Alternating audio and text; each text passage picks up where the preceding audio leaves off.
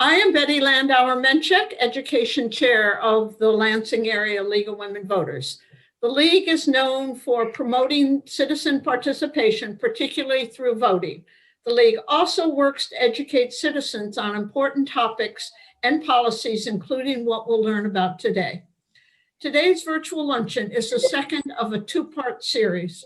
Our January webinar gave members an idea of how online schooling works. Today's webinar will look at the research on the effectiveness of virtual schools. Does it work for all kids? Does it work better for some children than others? Are there successful models that can be replicated in Michigan? How can such schools be held accountable?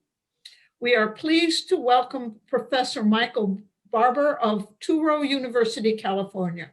Dr. Barbour has been involved with various forms of online education for decades, primarily as a researcher, but also in other roles. He's been a teacher, designed courses, and been an administrator.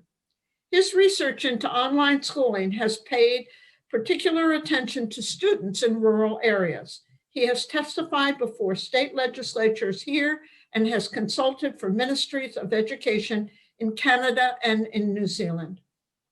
He will tell you what he has learned, but for us, the following quotation sums it up. Virtual schooling continues to expand, largely without effective oversight or regulation, despite the general lack of evidence that it is efficacious in most circumstances. Legislators and policymakers have consistently failed to pass bills or create regulatory regimes that would provide additional oversight and accountability to online schooling. Members of the Education Committee will be fielding your questions and they will be addressed at the end of the presentation. Please send them via the Q&A. Dr. Barbour.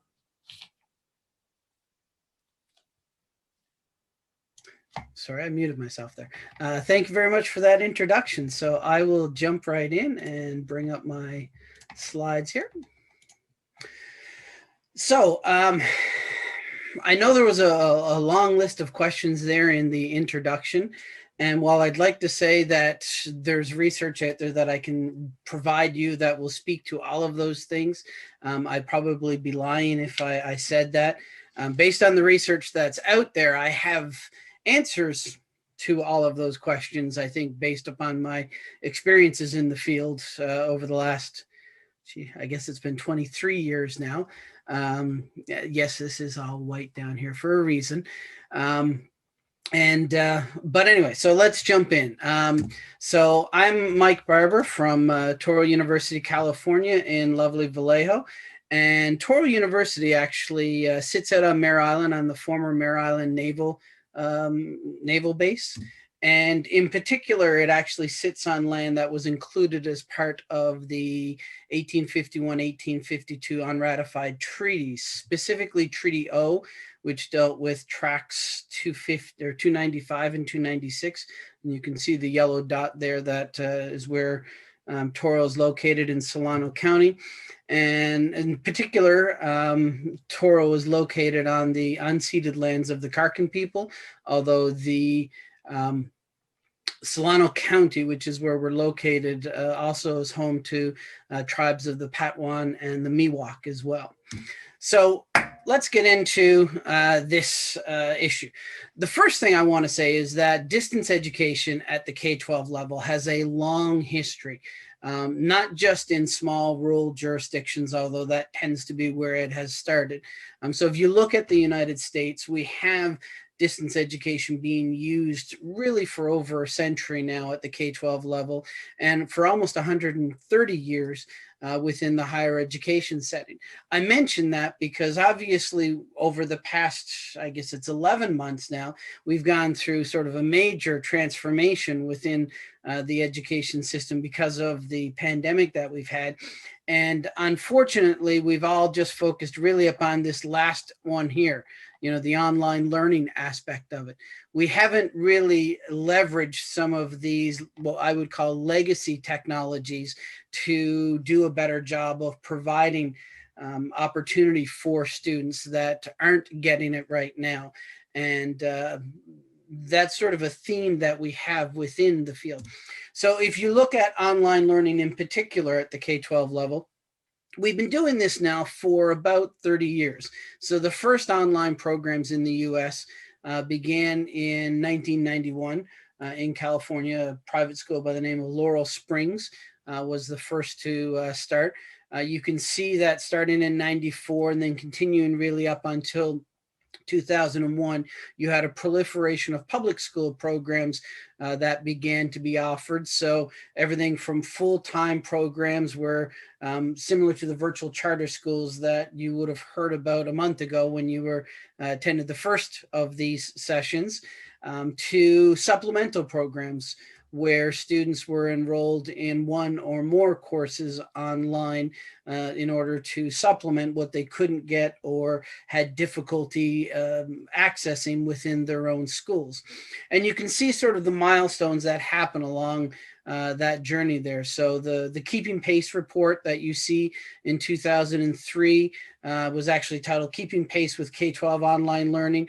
And it looked at essentially what was happening on a state-by-state basis when it came to full-time and supplemental online learning, both the level of activity that was happening, as well as the nature of governance that was happening in each state.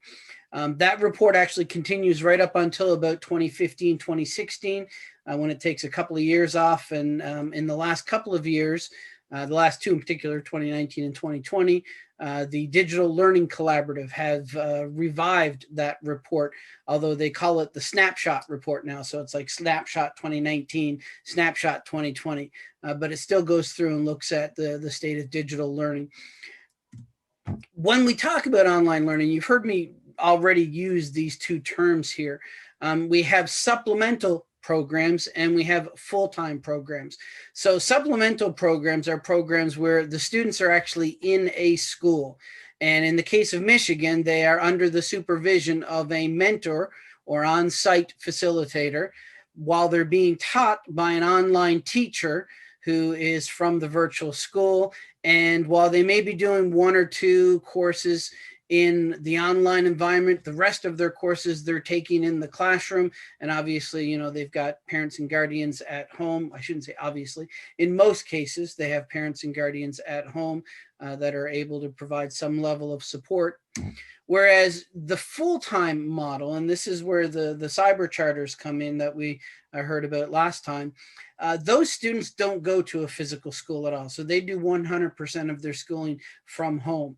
Now they still in theory interact with an online teacher, but you'll notice that the arrows there have the teacher interacting more with the parent than with the student.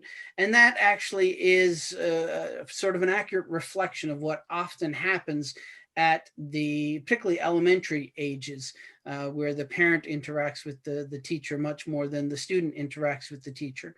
I won't say it's the majority of the time, but much more than you would find in a supplemental online environment, and definitely much more than what you would find in a traditional brick and mortar or face-to-face setting. Now, I start off with this because you'd be surprised about how much of the literature in the field actually focuses upon trying to define things. Just the terms that you've heard me use already. You know, I've used the terms virtual school, cyber charter, virtual charter. Last time when we were here, we heard the guys from the Department of Education talking about, you know, public academies and virtual public academies and the different nomenclature around how these things are termed. And that's actually been one of the things that's really made research within the field, both from the researcher standpoint, but in particular from the policymaker and legislator standpoint, difficult, because there hasn't been a standardized set of terms that have been used. So it has allowed some of the actors that work in this space, some of the stakeholders within the field of K-12 online learning, to leverage things that may not necessarily be examples of what they're trying to do in an effort to support what it is that they want to do. So looking at the field right now, if we were to sort of stop and basically K12 online learning in one of those two forms exists in all 50 states. I'd argue that they exist in every state, although the way in which it exists will look very differently from state to state. There's at least 2 million students engaged in supplemental online programs. And I say at least 2 million because that's really an estimate. Those students, for the most part, unless you're in a state where the funding follows the student and they use a course choice model. So, you know, in the case of Michigan, as an example, all of the students that are enrolled in the Michigan Virtual School, which is the largest supplemental program, they're not actually enrolled in the Michigan Virtual School. They're enrolled in their local school, and their local school contracts with the Michigan Virtual School to offer that one course to this one student. But at the end of the day, the transcript, the grade, all of those things are assigned by the local school. They're not assigned by the Michigan Virtual School. So for most supplemental programs, we don't have the ability to just go to the Department of Education and try to figure out exactly how many students there are. Oftentimes in their own reporting, they'll tell us that. But because so many districts are also setting up their own supplemental programs, and in some cases they're reporting it, in some cases they're not. So it's really difficult to determine. I've seen that figure in some of the literature listed as high as 10 million students. I feel from a researcher standpoint comfortable saying at least 2 million based upon the data that I've seen. And then we've got about 750,000 that are engaged in full-time programs. And while full-time programs in many instances are a little bit easier to track, that again varies from state to state and even district to district, depending on what's actually happening. And I'll provide a good example of that out of Missouri in a minute here now. So what does this all mean? And when you look at sort of, you know, in the case of, I think what, based upon the previous presentation, the previous webinar that you've had, there's really a focus upon full-time programs, in particular, the virtual charter or cyber charter schools that exist in Michigan. And this is actually just a screenshot of one of the slides that the folks from one of the cyber charters provided. And it was a schedule of essentially what a student would be responsible for throughout the week, a kindergarten student in this particular school. And when you look at this, one of the things you sort of wonder to yourself is, well, what does that actually mean? I mean, I can see there's a schedule there. By the looks of it, there's, you know, looks to be about 15 synchronous sessions there. I'm guessing they're broken up into half-hour blocks only because some of them meet on the half hour, and there's ones at 8:30 and 9 o'clock. So that would obviously be a half-hour session. But you know, I don't, trying to figure out sort of what that looks like. Like if I was sitting and watching a student in their home, what would that look like? And one of the things, if you haven't had the opportunity, I'd strongly recommend that you take a quick look at the National Education Policy Center Virtual Schooling in the U.S. 2019 report, because, and the URL is there, and I'll have these slides available for you after the fact. And I note that we're being recorded as well. So my guess is this will probably be posted on the league's YouTube channel at some point. But there's a section in there that talks about the virtual school experience. It begins on page 52, and it goes through and sort of describes what this means. And it's interesting because that section specifically begins with this statement. And it's an important statement, and I won't read it word for word here. I'll allow you to just skim through it as you're going. But essentially what it says is that because so many of these programs and the vast majority of students that attend these programs attend one that is offered by a for-profit provider, we don't know much about them in much the same way that, you know, Coke has been around for, you know, decades and decades. I don't remember. I should know this because I went to the University of Georgia, so I went to, you know, the worldwide Coke place, and I should remember when it started. But you know, they've got a secret formula. You know, we don't know what the what is it, 11 herbs and spices that the Colonel has in KFC, because you know, these are corporate secrets. And in much the same way that they have corporate secrets, the for-profit providers that offer these kinds of programs have the same corporate secrets. And because of that, even though they are public schools, in many instances, they don't have the same level of disclosure that your neighborhood brick and mortar school has.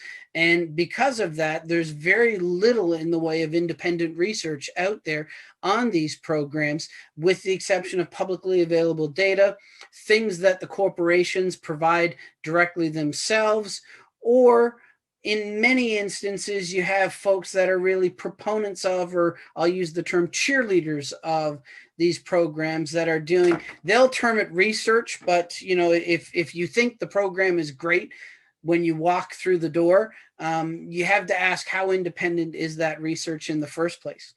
Now, what we can tell is that, you know, when you look at these online programs, they will tell you that it sort of begins with, you know, so your enrollment in these online programs begins with the delivery of instructional materials. Now, these instructional materials both are things that you can physically use. So, you know, books and manipulatives that, you know, I can think, you know, math manipulatives as an example. You get, you know, this little circle thing, and then there's all these different ways to cut up the pie that you can use in there for when you're doing elementary level math, as an example.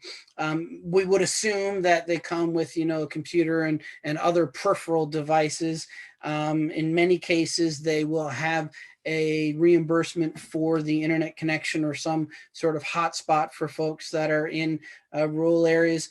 And those are the things that we would sort of just naturally assume happen. But that's not necessarily always the case. So one of the things that we've discovered, and oddly enough, legal action against these companies have been, and the districts that they partner with, have actually been one of the better sources of information for us.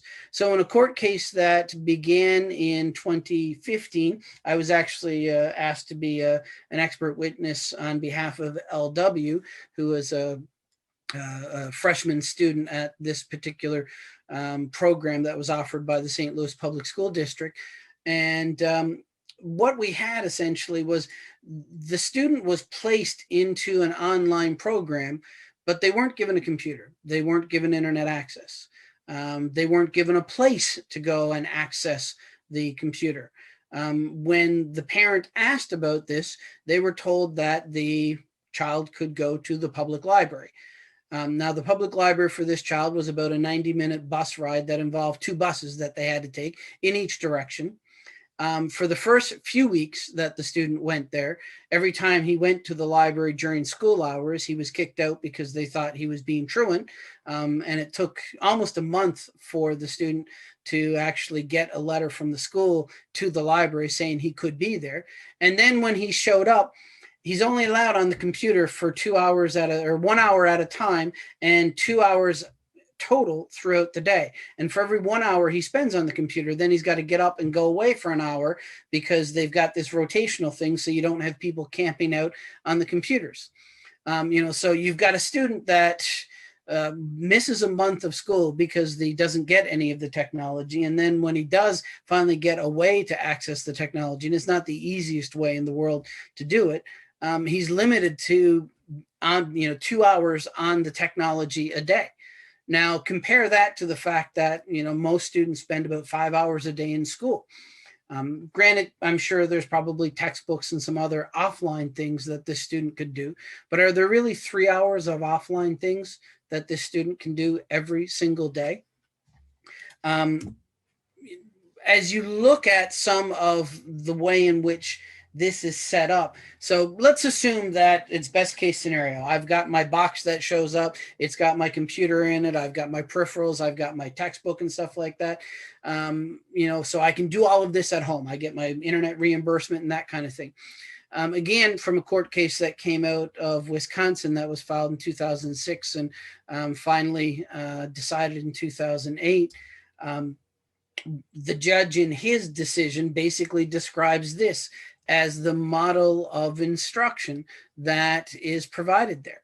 And as you can see, the level of interaction that the student has with the teacher is actually quite low. I'll point to a line here in the middle where it says, a parent is required to devote 4 to 5 hours per day to the student's education. First of all, it's probably actually good that we're having these kinds of conversations now, because many parents have had now 10 months experience. Well, I guess if you take away the 2 summer months, so 8 to 9 months of experience of having their students at home all the time. How many parents actually have 4 to 5 hours every day to devote to their child's education? And I think, that what you're seeing here in these kinds of models is that the parent is considered the primary instructional person.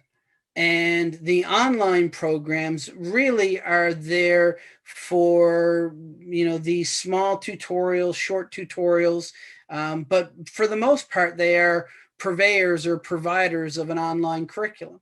In the research, basically, some people have even suggested that students attending these virtual charter schools, while, from a legal standpoint, they are attending a public school, the reality is they're just homeschooled kids that have access, where the state is paying for access to an online curriculum and access to an on-demand tutor when the student chooses to use them or when the parent decides to engage with them. And the literature has actually been quite clear on that kind of model. And even when you look at the model that they put up for us in the last session, if you add this up here, let's assume again that each of those synchronous sessions are a half hour, which I think is a reasonable assumption. There's 15 of them there, which means that there's 7.5 hours of instruction throughout the week where the teacher is actually engaged with the student.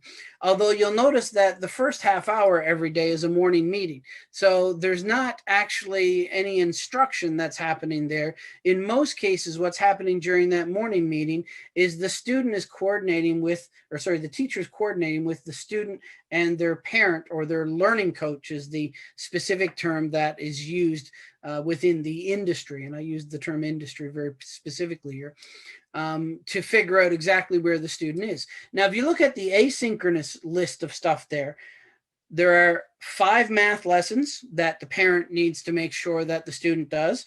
There are 5 handwriting lessons. There are 5 language skill lessons. There are 5 phonetics lessons. There are 2 art lessons, 2 science lessons, 2 literature and composition lessons, and 1 social studies lesson. I know there's the bar there that has the audio thing above it, so you can't see some of them there, but I was able to go back and take a look. So there's 27 asynchronous lessons that the parent or guardian is responsible for making sure that the student has done in the system. And if you look at it, basically it varies from 4 to 5 every single day that the parent must oversee their child for. So it becomes very easy if you've got these 4 or 5 lessons every day, plus you've got to sort of make sure that they're on the computer for those synchronous sessions to figure out where these 4 to 5 hours every day that the parent or guardian is supposed to spend in this environment. So a lot of the literature has focused upon trying to both define and understand what's happening here. And when you look at the research a little bit, it's actually been a little bit disappointing for the most part. And I say that because, if you look at these 2 literature reviews as an example, they concluded that much of the literature up until that point, and keep in mind that point, 2009, is 18 years after the first online program started in the US, that most of the literature was based upon personal experiences of those that were actually in the system. I guess it's 15 years after the first online programs exist. Kerry Rice, and I love the language here, Opacity of Research. And I always quote this one because it's just a nice term or phrase. a paucity of research exists when you're looking at high school students, and there's even less when you're looking at elementary school students. I had a group of doctoral students a number of years, actually 2 years ago, from Brigham Young University that I worked with. And what we did was we looked at every single journal article that we could find that was focused upon K12 online learning, beginning from 1994 when we found the first one that was written up until 2016, because we were doing the work in 2017 was when we first started the project. And there were roughly 300, and I think it's 356 is the exact number that we had found. And you can sort of see the trajectory of how many were done, published each year. But it's very interesting when you sort of look at where they're published. And the main thing that I take when I look at here is, while you've got those 10 there that are all publishing, say, 9 or 10 articles or more, and the fact that you've got one journal there, the Journal of Online Learning Research, that has published, since it started publishing in 2015, has actually published 25% of the research in the field. There were 132 journals that published 4 or fewer articles. There were 102 journals that only published a single article, which basically means that the readers of that article, the readers of that journal, the only thing that they know about K12 online learning is what this one article told them, which also means that the reviewers of that article probably didn't have a strong background in the field, nor would the editors of that particular journal. And what that often means is you have things that get published under the guise of research and under the guise of peer-reviewed published research that really isn't all that good. In many cases, that if they had been submitted to one of these 10 that you see in the chart here, likely would have actually been turned down because of the fact that it overlooked so many things. And that goes for authors as well. So when we looked at those roughly 350 articles, there were 384 distinct authors, because oftentimes many journal articles are published by or written by not just one person, but many people. And what I want to point out, while there were 11 people that really published a lot of it, and as you can see there, of the 350, I was responsible for basically roughly 1 out of every 7 articles that were published in the field. The important thing to note there is that third point. 276 of those authors.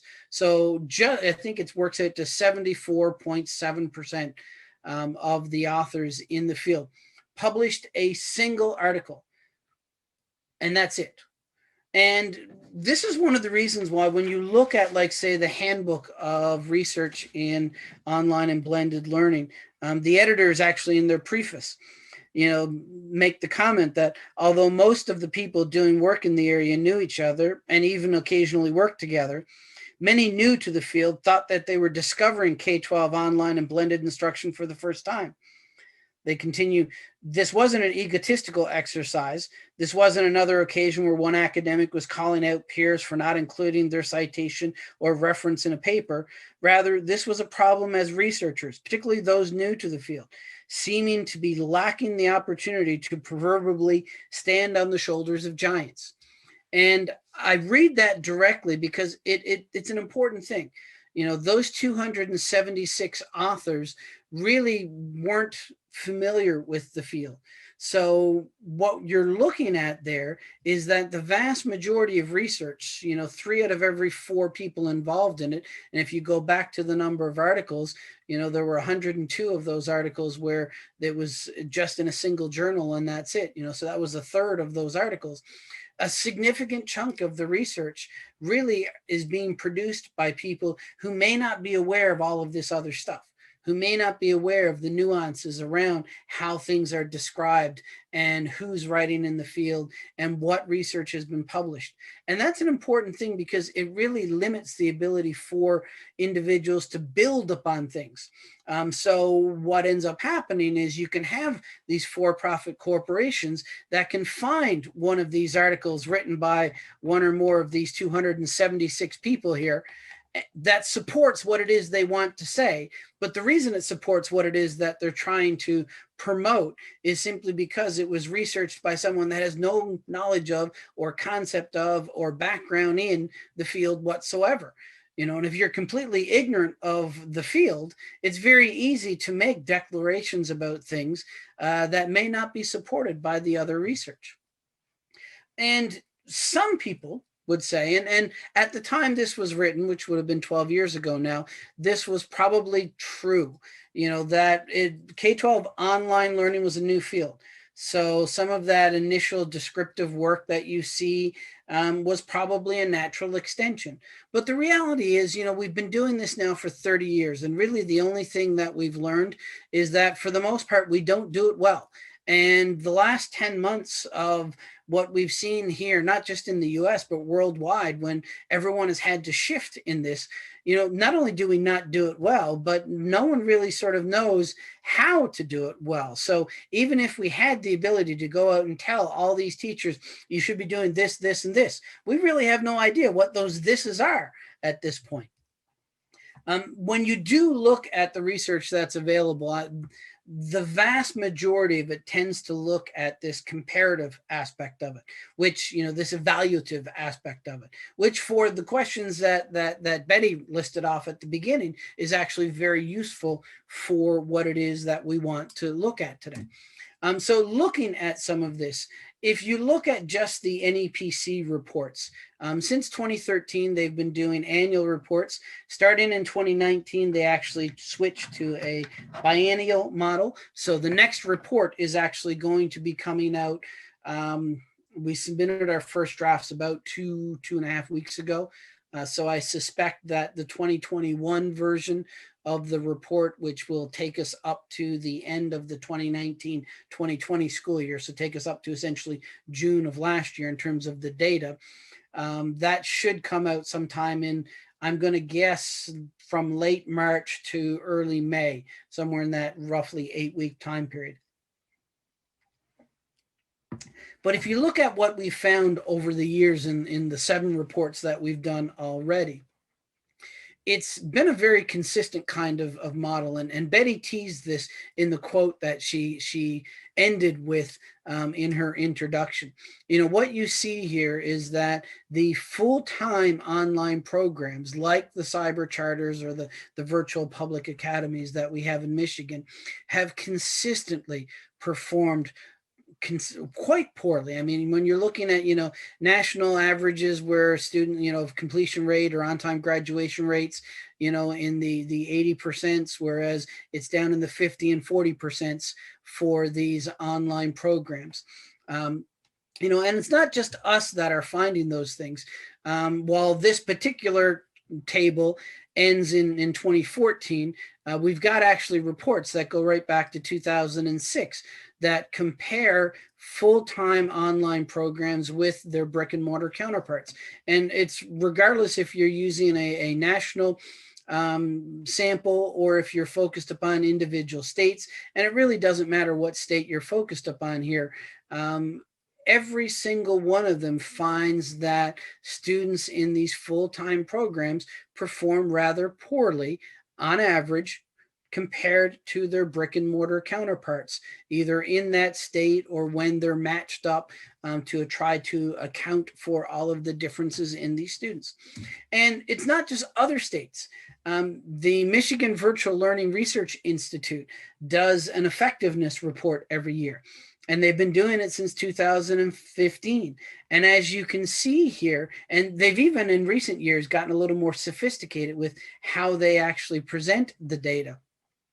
So breaking it apart between those full-time programs that are operated by LEAs, which would be school districts, compared to those full-time programs that are operated as public school academies, which are your cyber charters. So you can see that for the most part, the passing rate or the completion rate in Michigan tends to be around 80%. Back in 2015, it was actually 89. But for the most part, you've seen it's just under, 80%. They're 78 for many years, 79, 76. And what we see in the full-time virtual schools, tends to be down in the 40 and 50% range. So you're looking at, just a little bit better than half as well, maybe as much as doing 2/3 as well. So, it's an important thing. And one of the things that the folks in the companies, and this is a quote from, I think it was 2012 or 2013, because we don't use AYP anymore now, but essentially they were saying that using these sort of comparative models, like you've seen on the last 3 slides, really aren't a good measure. And they make the argument that our students come to us, and they're so far behind that, really we should be looking at a growth metric as opposed to an actual performance metric. So, if I've got a student that is here and another student that's here, and then at the end of the day, the student that was right here is now up here, whereas the student that was here has, only a little bit behind him. Which one has grown more? So which program has done a better job at learning? The student that went from 20 to 70, or the student that went from 40 to 80? Right? Obviously, the one that went from 20 to 70 has a better growth metric. But when you start to actually look at this, and this, so I guess the quote comes from 2011, because the data from Colorado, which was one of the few states that actually used a growth model at the time. As you can see here, the blue dots are those that were full-time online programs. And you'll see that for the most part, if you were to sort of draw a line right in the middle there at that 50% range, and then draw a line up and down the middle, and you can kind of see there's a dotted line for the up and down one at 50%. Those that are in the bottom left-hand corner represent those schools or those students that both achieved at a lower level, but also had a lower growth level. And if you look at this, I mean, it's fascinating, because with the math programs here, everybody is on the left side, or at least all the blue dots are on the left side of the chart, which means all of the blue dots are in the low growth. So even those students that performed well, so you can see like there's a small blue dot that's up here in the higher achievement. So even this one here, where the students were achieving roughly about 70% by the looks of it, their level of growth was actually still quite small. It's still over in the low growth range. And this is a consistent finding. So when you look at the reading scores, again, the majority of them are still down in this quadrant, and almost all of them are still on the lower growth side of the chart. Similarly, when you look at the writing, although this is probably the area that they do best, at least when it comes to growth, because this is the one where they're most in the middle. But as you can see, again, still most people are in that lower left quadrant. So they're performing at low levels, and they're also growing at low levels. The other argument that you'll see these folks, the proponents of the cyber charters, often make is that, we're not comparing apples to apples, that our students, this is a school of last resort for them. And we have, such poor students. And unfortunately, there's not really a good way to look at, to essentially test that hypothesis. For a number of reasons. One is because many of these programs have what we call a trial period. So you could have a lot of students that enroll in them, and then within the first 2 to 4 weeks during the trial period, when they're not considered to officially have enrolled at that point, even though they're enrolled, but essentially the program hasn't got the funding for them, these students drop out and go back into the classroom. And we don't know exactly, the reasons for that. Is it because, that they're the worst of the worst and they can't even perform in this? Did they actually think about it and have a metacognitive awareness to say, I can't do this, so I'm going to go back into the classroom? We really don't have a lot of this data, really any of this data. And because of that, these are for-profit corporations again. So these aren't necessarily things that they want to tell us. Really, the only thing we can look at is the demographics that we have here, and make some assessments or some judgments based upon the types of students that they serve. So as you can see here, you see a bunch of up and down arrows as well as a bunch of equal signs. So if you see an up arrow, that means that the online program serves a higher proportion of students with that demographic characteristic. So for example, in all the years that we've looked at this with the NEPC, all 7 years, the proportion of white students that were enrolled in full-time online programs was always much higher than what the proportion of white students in a given state was. Similarly, if you look at the minority students, with the exception of Native Americans and Pacific Islanders, where the proportion of students that were enrolled in the online programs is roughly the same proportion that was enrolled in that were the statewide averages. These programs have tended to enroll a lower proportion of minority students. They've also enrolled a lower proportion of English language learners, a lower proportion of free and reduced lunch learners, and initially would enroll a lower proportion of special ed students. Although, as you can see, that's changed over the years. So the first 3 years, they had a much lower proportion of special education students. In 2016, we weren't able to get data for it. In 2017 and 18, the proportion of special ed students was about the same. And actually in 2019, the proportion of special ed students in these full-time online programs was a couple of percentage points more than what the state average was for the states in which they operate. Now, that's not to say that any of these specific characteristics results in a specific type of student. It's just this is the only data that we have available. Now, we can make some judgment calls. Obviously, a special education student needs more support, or at least specific types of support that are outlined in their IEP. English language learners oftentimes tend to be behind their first language counterparts because language is a barrier for them. Similarly, one of the things that we know from really decades of research in the US is that socioeconomic status correlates very well with student performance. So free and reduced lunch is oftentimes how we operationalize socioeconomic status within a K12 research study.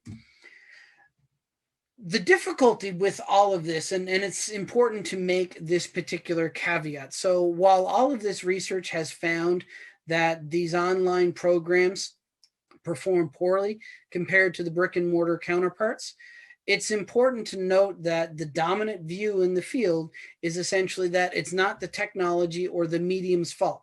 So it's not the fact that the instruction is online that is the reason why these students are doing so poorly. It's because it's bad instruction. Richard Clark has summed this up in what I think is probably one of the best metaphors that I've ever heard in education. Technology or media or the medium in which delivers instruction is just the vehicle that does it. And it doesn't influence student achievement any more than, the delivery truck that carries the groceries to my supermarket changes the nutritional value of the food inside of it. In both cases, they are just a delivery medium. Rick Ferdig, who's a fellow Michigander, has put it, under what conditions is the instruction or is the learning happening is what actually impacts learning. The way I've tended to coin it, it's the design, delivery, and support of the instruction that actually impacts the learning. So one of the things, we found, and as Betty teased at the beginning, these things really, over the years, it's been fairly consistent. These programs don't do well. Yet, while they don't do well, we continue to see time and time again that not only do they grow, but for the most part, legislators really don't want to do anything about that. Now part of that is just the research has been limited in many ways, and I won't get into this, but there is an article that it's an open access article that I published that looks at the maturity of the field. And one of the things I argue is that the field doesn't have a level of maturity that it should after 30 years based upon these 5 particular constructs. And if we had more time, I'd sort of go into each one, but I won't bother with that. But there's a bigger reason why policymakers basically just don't really care about a lot of this. And Michigan is actually one of the best case studies for this, because Michigan is one of the few places where by the actual state legislation, there is a Michigan Virtual Learning Research Institute, and they receive funding every single year as part of the legislation to do research on, and I don't expect you to read any of this because it's like in 6-point font. What I want to highlight is the fact that the state legislature has picked out these 19 things. And as you can see, some of these things, like item number 5 and item number 16, are quite detailed in nature. So the state legislature has said, we want to know more about these things so that we can make effective policy. And you would think that would be a great thing, but not really. Because as you saw a few minutes ago, these are, and you've seen this slide already, this is the performance of these programs in Michigan. Yet, we haven't seen really any meaningful regulation or oversight with these full-time programs, even though year after year for the last, 6 years, they've found that these programs aren't doing all of that, all that well. And actually a really good case study in this is if you look at when these full-time cyber charters were first brought back to Michigan. So in 1999, Michigan actually banned all full-time charters because of the corrupt actions of one of the for-profit providers that was operating in the state in the 2 years that they actually had these online programs. This particular one started up in September, and by February of that school year, the legislature had banned these things from existing. So that should give you a sense as to how bad things were. But in roughly a decade later, the legislature passes Public Act 205. And in 205, what they do is they lift the ban on cyber charters. And the way in which the legislation is worded, that, it allows for 2 companies to create 1 full-time program each. The companies have to be national in scope and they have to have a specific size. And lo and behold, there are only 2 companies that meet those requirements. At the time, it was Connections Academy and K12 Inc. Connections Academy was subsequently bought out by Pearson, and K12 Inc. was subsequently rebranded actually just this year as Stride. What they did was each school was limited to 400 students in the first year and an additional 1,000 students in the second year. And in that second year enrollment, which I thought was actually quite creative, for every regular ed student that they brought into the program, they had to bring in 1 student from the state's dropped out list, which I thought was great. So you could enroll year 2, enroll 401, but to get 402, you had to find someone that had dropped out of the system. And recapture that student, because one of the arguments these online programs made was that these programs provide an opportunity for folks to have a second chance at an education.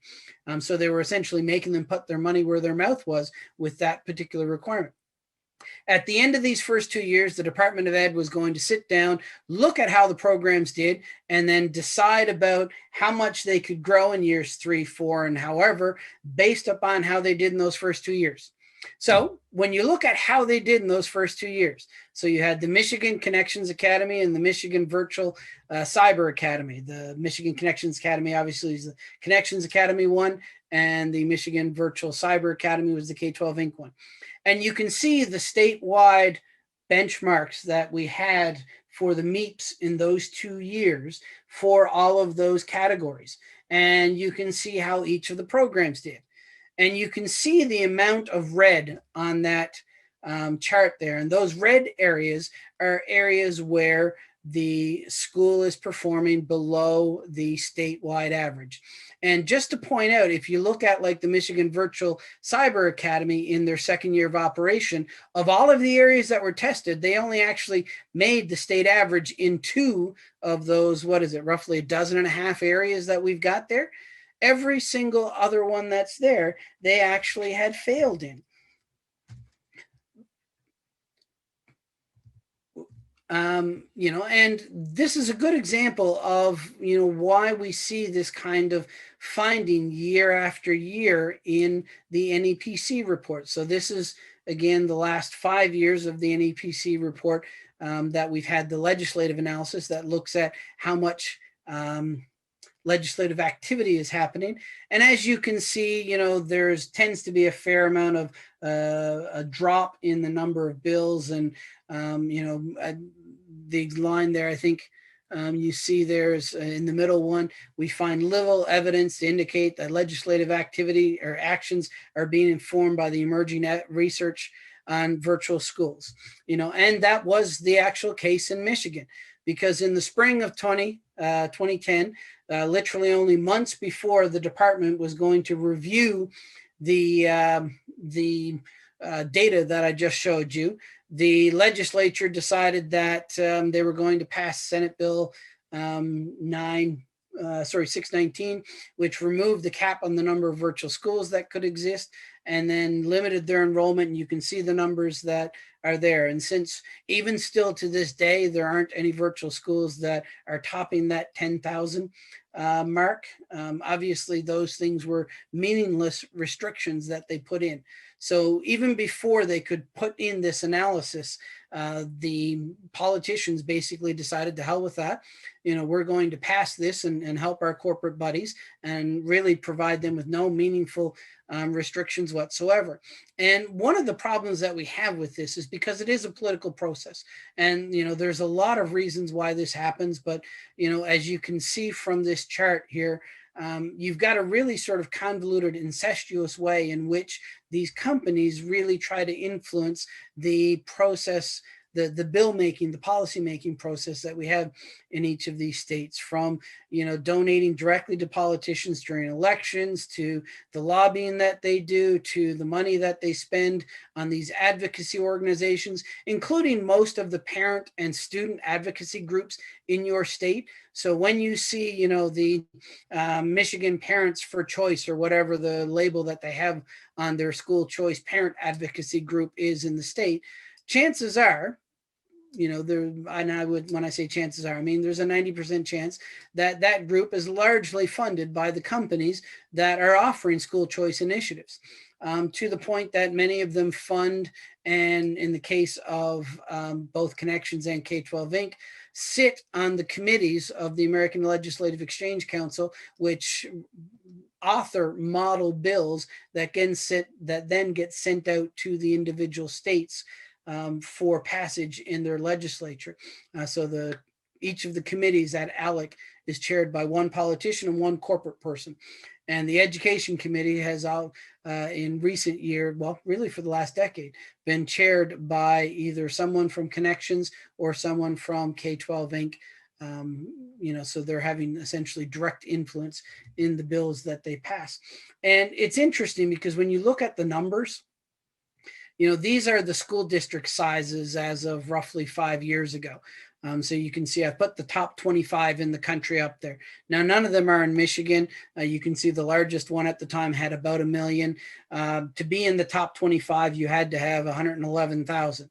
Now, K12 Inc. has roughly, as of their last SEC filing, so their last filing to the Securities Exchange Council, they said that they have 118,591 students, which if they were a school district would put them basically at number 22. So they would come in right after San Diego Unified in terms of the number of size, and that's nationwide. But if they were a school district, they would basically roughly be there at approximately 118,500. These are the corporate salaries for the folks that are running K12 Inc. right now. So the direct cash salary for the CEO and chairman was almost $3 million in their most recent filing. How many superintendents do you know in the US that make $3 million? Do any of them even make $1 million? I know in my looking through, the best one I could see was some of the New York states actually paid $500,000. I know Cobb County, which was down near the bottom of the list, but was one of the more affluent states at the bottom of the list. You can see they're number 23 with 113,000. So about the same size as K12 Inc. And they're a very affluent county in terms of their funding. Their superintendent gets about 375,000. But these are just the top 5 salaries at K12 Inc. So, and it's funny, and I'll sort of end on this. It's really interesting when even the folks that are behind charter schools in general start to basically say that, well, we want to distance ourselves from this type of charter school, and this type of charter school being full-time virtual charter schools. So in a 2016 report, the National Alliance for Public Charter Schools, the 50 State Campaign for Achievement Now, and the National Association of Charter School Authorizers basically started to call on legislators and policymakers to really start to crack down on these, not just policymakers, but the individual authorizers within each state. And they made 6 recommendations. And again, I won't go into these. You'll be able to see them in the recording or in the slides, which I'll post on my website. And but they're all basically looking around at how do we limit things? How do we limit the growth? How do we provide additional oversight? And then how do we decrease the amount of funding or money that goes to these? Because there's obviously a strong profit motive that you see in this particular model. So I know that's a little longer than I want it to go, and I apologize about that, but I don't mind hanging out for a little bit past the top of the hour if folks have additional questions. And I will just put that slide up so folks can take a quick screenshot while Betty and company start to facilitate the Q&A process. Anyone who has questions can put them up on the Q&A or chat and I'll see them, but otherwise the committee came up with some questions. So how would you recommend that the league think about within the state changing policy of having up to 10,000 students in schools that are not functioning? Well, I mean, the first thing I would suggest is that the Michigan Virtual Learning Research Institute has actually provided a lot of direction in terms of, some of the things that could be done, or at least some of the areas that are working and aren't working. As an example, with the supplemental programs, one of the things that they report is about 75% of all schools in Michigan report that 100% of their supplemental online students successfully complete a course. So 75% of the schools throughout the state of Michigan are doing something right with supplemental learning. But yet that's not a story that you hear about throughout the state. That's not something that you hear state legislatures pushing and saying, okay, well, we need to, try to figure out what's happening here. And then how do we promote more of that from happening? Because there's a lot of good things that are happening right now. From a standard base level, one of the things I'd suggest, and it's not just true of the cyber schools, I would suggest it's true of this full school choice movement. When you allow for-profit corporations to directly or indirectly run schools, the main thinking goes around bottom line thinking as opposed to what's best for the student. Essentially, each student is a widget. And the way in which corporations make money is you maximize profit per widget. And when you look at this idea of these for-profit program or for-profit companies running schools, what that means is in most situations, the principal isn't an employee of the school or even the board that authorizes the board that manages the school or even the authorizer. The principal, all of the teachers, all of the staff are employees of the corporation. They're not employees of the school. The corporation basically is given a contract to manage all aspects of the school and then given 90% or higher of the FTE to do that. And that's really the oversight that gets provided. And the board that is supposed to provide that oversight, which is often handpicked by the corporation themselves. And that's actually something you've seen in Pennsylvania. Authorizers have started to stop authorizing virtual schools where they don't believe there is true independence between the board and the company that they're hiring. Although with the number of authorizers that you have in Michigan and the different types of authorizers, that might be difficult. One of the things that the National Alliance for Charter Schools recommended that I think also plays into this in Michigan is the amount of the FTE that the authorizer can have. Because if you're a charter school authorizer, and when I was with the Michigan Connections Academy, we were authorized by Fair State. Fair State got 3% of every FTE we brought in. Still get 3%. Yeah, all so, authorizers get 3%. There's really little incentive for an authorizer to crack down on these programs because they tend to be, particularly the cyber ones, because they have such high enrollments, tend to be real moneymakers for them. So there's a lot of things that have already been put out into the research base, many of which have actually been put out by the Michigan Virtual Learning Research Institute that I think are good starting points. I see there's something coming in on the Q&A there. I'd been watching it while we were going. Yeah, she asks for, thanks for your detailed attention to Michigan. Her question is, what one thing would you most suggest we start with to try to change Michigan? Well, the thing that would obviously have the biggest impact is that removing the for-profit corporation from the equation. Realistically, that's not probably a realistic goal. Because we have for-profit in the entire charter. Yes, yeah. And that's why I don't think it's a realistic thing. If it was only happening in the virtual setting, it might be easier. But because the vast majority of charter schools in general, I mean, really the whole school choice movement is propped up by private and for-profit interest. But that would be the one thing that could make the biggest difference. The one thing that's probably easiest to accomplish, only because it's been done in other jurisdictions, is to tie the funding to student performance in some way. So you have jurisdictions, for example, like Florida, where the school district doesn't, or the provider of the online program doesn't get any funding if the student doesn't complete the course. So there's a real financial incentive for these programs to, and not just the full-time programs, in their case, it's supplemental ones as well. There's a real incentive for them to do everything they can in order for the students to have success. If an all or nothing model is not a good one, in the, I think it was late 2000s, there was a bill that went through the Arizona legislature, interestingly passed by the Republican House, passed by the Republican Senate, but then vetoed by the Republican governor, where they tied the funding to milestones. So on count day, with the students that were still enrolled by count day, you got like 20% of the funding for them.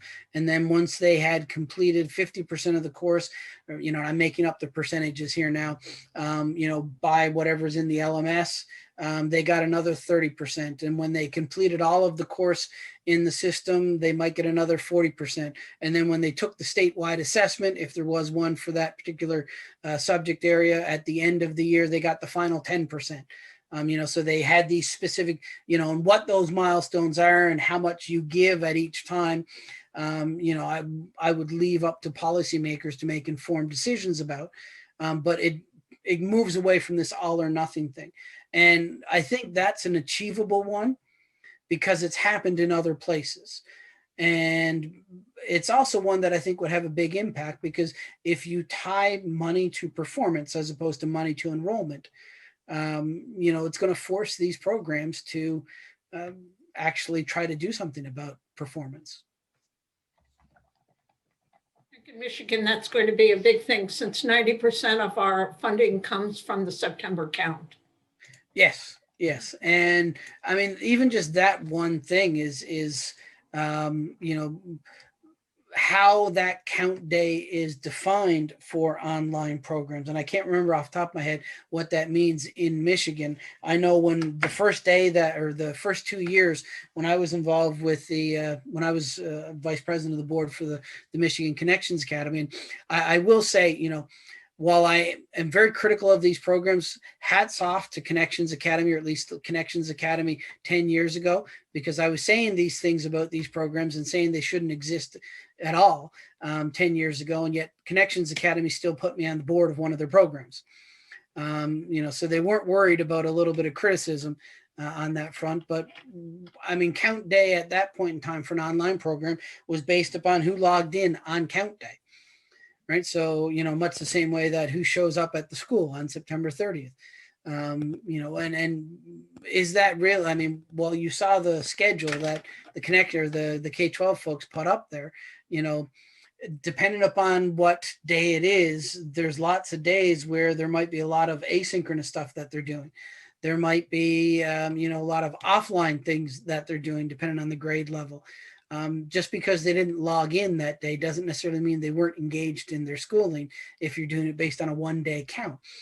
So you see some states have even gone to looking at they have to have spent X amount of time in the system over the 5 days leading up to count day as a way of measuring what is attendance for count day. But yes, that kind of funding arrangement, I think, is one of the big issues. I think we know that we've gone past 1 o'clock. We thank you very much. I have a whole slew of questions, but I will ask you those unless there are any other committee members or people who have questions. I think we generally draw these to a close after an hour. Thank you very much, Dr. Barbour. I think you've given us a lot of ideas, and if you don't mind, we would love to have the slides. Yep, I will. I do recommend all league members that the National Education Policy Center report for Virtual Schools 2019 is very much online, and the committee has read through the first 2 chapters and discussed them together, and is working on the 3rd one. So I can tell you that all of my scholarship, every presentation I've ever done or any paper I've ever published is all available on my website. So even if it isn't an open source document, I've gotten permission from the authors or the editors to either post preprint items or the actual items. So anything that I've ever authored or said is available off of my website there, and as will these slides. And I'll send a copy to you as well so that you can post them on your channels too. Right. Thank you very much, and thank you all league members for attending today. We hope this has been informative. The Education Committee welcomes any new members who want to join us and discuss this in more depth. Thank you so much, Michael, for becoming our expert and for attending today. My pleasure.